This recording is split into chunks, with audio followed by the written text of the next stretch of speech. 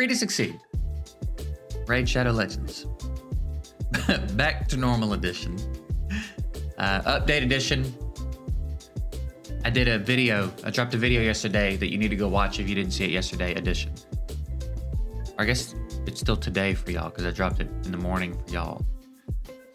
The last video I dropped. I'll card to it up there. You need to go see it. Probably my favorite video I've done this year. And we're in October. So that's saying something, okay? Really happy with it. Go check it out. Like, pause this video and go check it out right now if you haven't seen it yet, and then come back, okay? Well, definitely come back. Like this video, pause it, go watch the other video, like it, comment on it, share it. Come back here and hit play. Comment, tell me what you thought about that video over here as well, and then watch this entire video, okay? That is your homework for the evening. All right, so the Fusion is live. And pretty good haul there. Pretty good day on Clan Boss for us there. I'm not super opposed to trying to participate in it. What I need to do, I guess, is check the schedule out and see if it's going to be possible for me to do without doing the summon rush. Because the champ chase, I believe I can finish.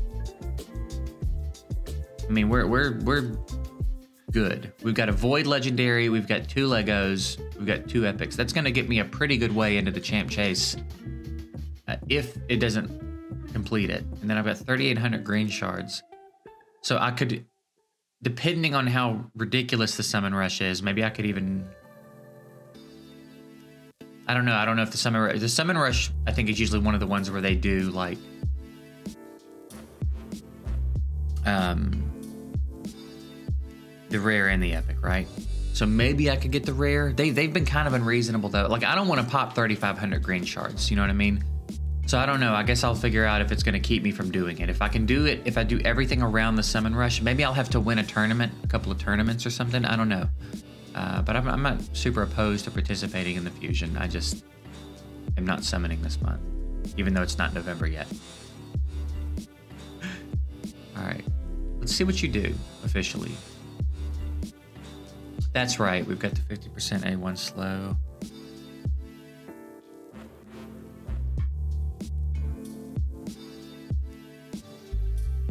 Yeah.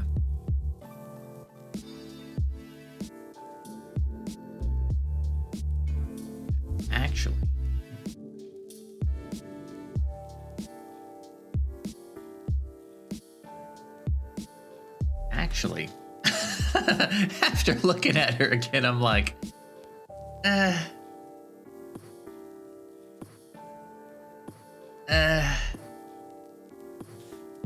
okay, maybe take back it, maybe forget everything I said, because I don't care about having her.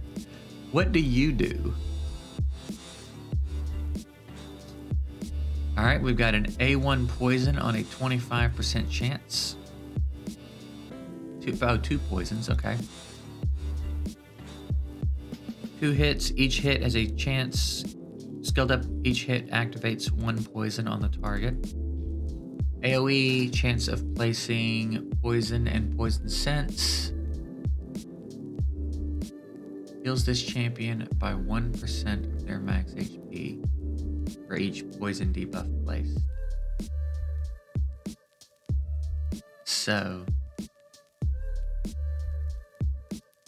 of placing 2 poison debuffs. Okay. All right. Okay. On a 3 turn, whenever a poison debuff is activated on an enemy, increases this champion's HP and defense by 5. This dude seems so much better to me than the legendary. This dude is so much cooler to me than the legendary. And he's part of the new faction. Is she? No. What about you? What do you got going on? Oh yeah, we need to go look at the new champs. All right, block buffs, AoE, 30% chance, 50% chance of a random skill on each target.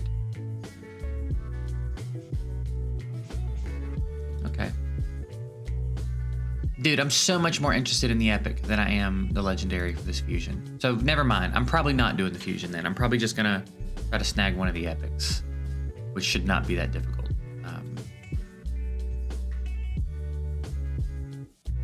So yeah, sweet. We can keep doing what we're doing. Let's take a look at the new faction.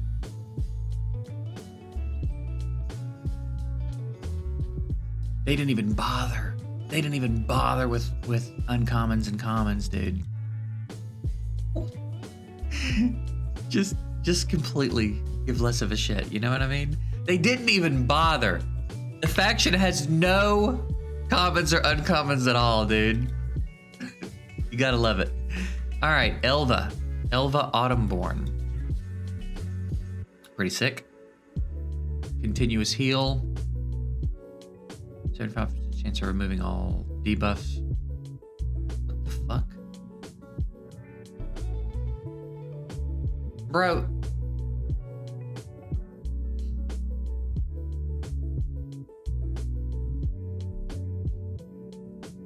That is literally only so they could come up with more reasons for her to need books. That is the only reason that that's like that. I have always hated with such a passion when a game gives you a chance to proc a positive thing. That's as simple. That's a cleanse. Let me make sure I'm positioning all this correctly.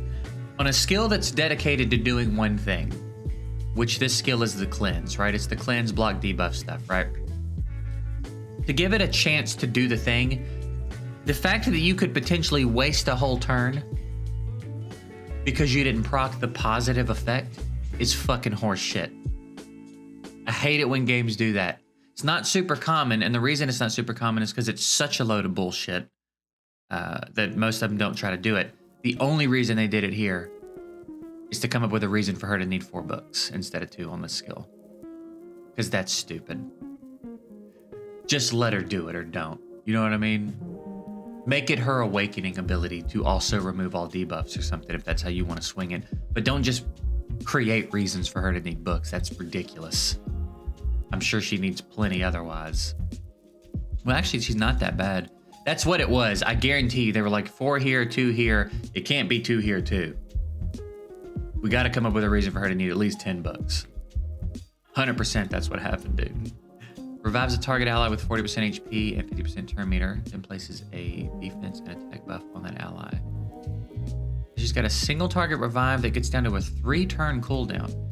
Heals each ally by 10% of their max HP at the start of the turn. Dude, she is actually really fucking good. She's like this faction's version of Duchess. And the trade-off is that she does an AoE revive, but she cleanses before. That's on a 3-turn as well. She cleanses and puts block debuffs on everyone with an increased speed.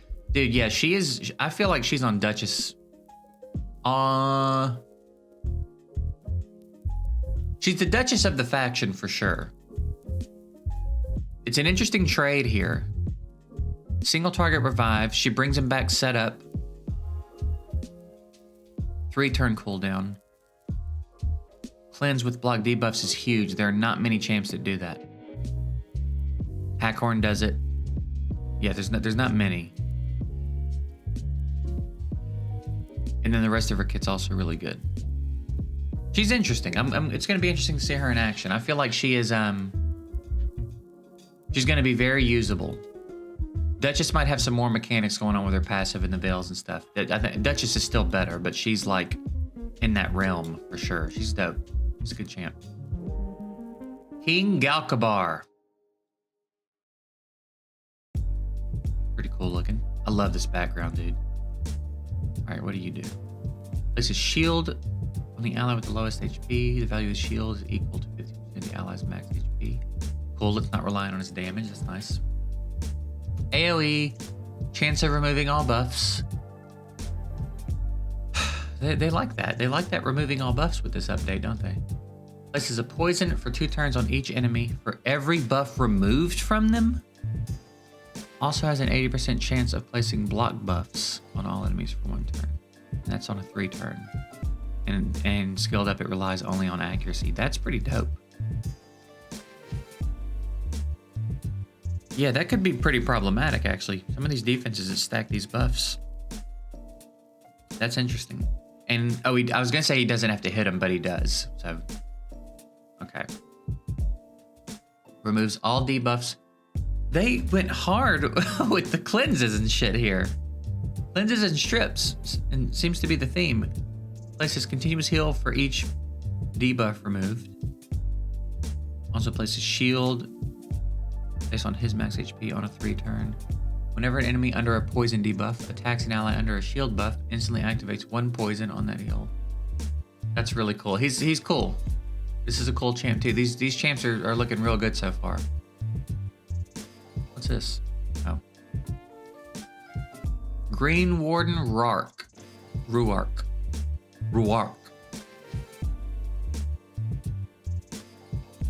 Transfers all debuffs in the champion to the target. Heals his champion for each debuff transferred. AoE, decrease attack. Steals continuous heal from each enemy. It cannot be resisted on a 3 turn. Taunt, taunt. Increase defense and strengthen on a 4 turn.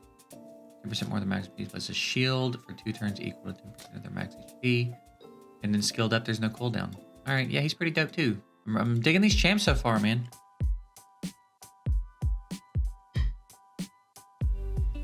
All right. Aileel.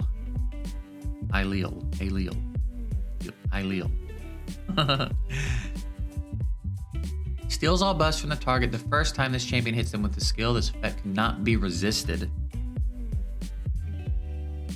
Each subsequent time this attack hits an enemy, no buffs will be stolen. Instead, the damage will be increased by 10% for each buff on the target. Next one enemy will ignore strengthen, stone skin, increase defense, and ally protection. Will ignore stone skin. If this attack kills an enemy, fully heals this champion, and places a stone skin buff on them. Ignores stone skin. AoE before attacking removes any increased defense and replaces him with decreased defense. Also removes any strengthen and replaces him with weaken. Places block buffs debuff 1 turn on enemies not under increased defense. Defense for strength. Attacking, the buff removal and debuff placement cannot be resisted. And that gets to a 3 turn. And then increases this champion's HP by 2,000 and defense by 100 for every 1,000 attack. Kills this champion's turn meter by 10% when they receive a buff. And then a crit rate lead. He's interesting. That ignore stone skin thing is interesting that they're starting to do that. Core max to high peak. A1 slow. Defense down before he attacks. He's very selfish. He's a very selfish champ. Meh. Dwaden. Chance of removing 1 debuff from all allies. See, like this I'm okay with because it's like an additional thing on the A1, right? It's the skill you'll use when your other skills aren't available. And you're still hitting the enemy. And then there's a chance to do a bonus thing with it. This is when I don't mind this. But for a dedicated skill that you're going to be putting books into for cooldowns and shit, for there to be a chance before the books that it doesn't do the whole thing that it's supposed to do, pisses me off. I don't like it.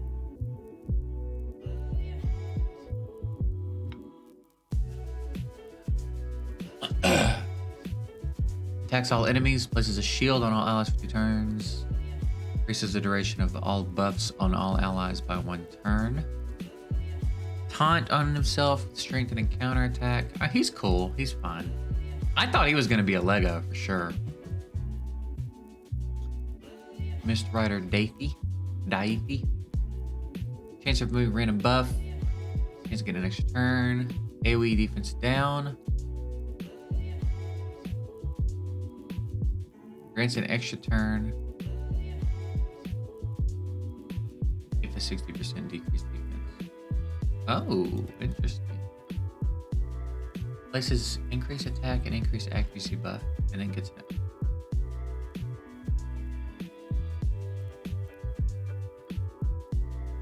Damn, they almost did a really good job of setting him up for like his own combo. Buffs his own accuracy and attack, gets an extra turn.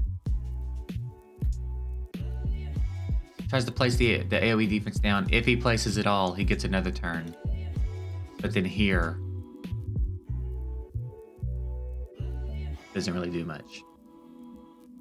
I feel like this would have been a good skill to put a something happens if he gets a kill, right? Because he does so much work to set himself up to get a kill. Like if it all goes, because he has to land it on everyone, you know what I mean? So if it lands on everyone and he gets another turn, it's not like he can do it every single time. There's going to be enemies that resist and have buffs and shit. But if he could set himself up to get a kill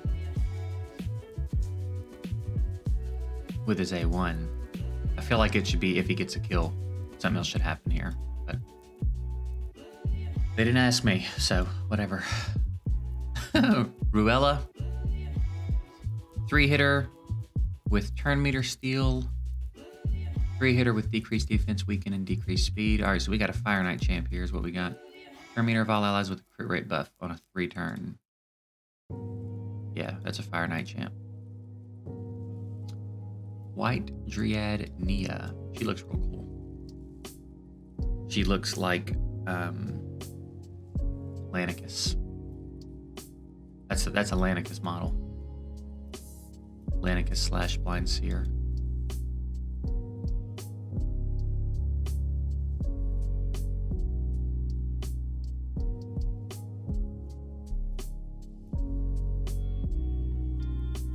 Am I going insane?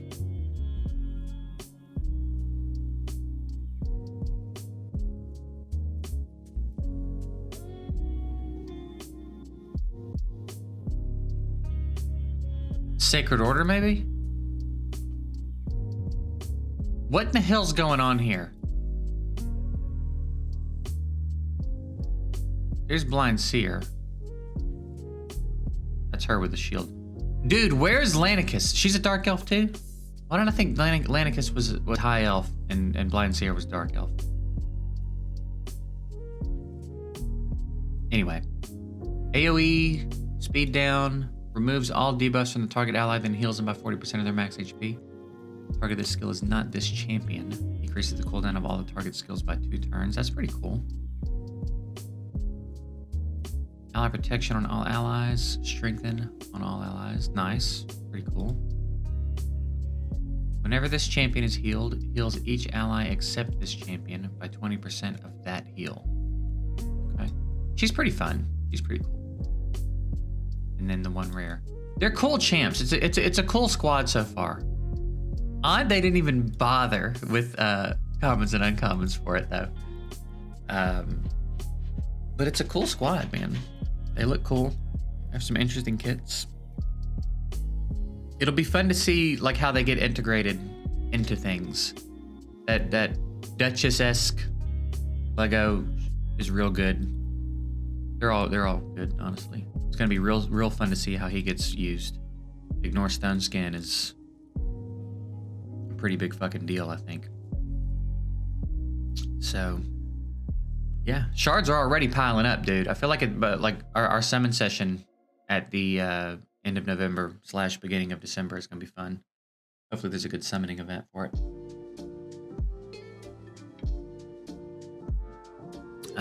Yeah, I reckon we'll call it here today. I just kind of wanted to check out. I don't remember if there were other changes. I haven't actually gone and read the patch notes yet, but if there's any other stuff in the update, we'll take a look at it later. I'm gonna get out of here.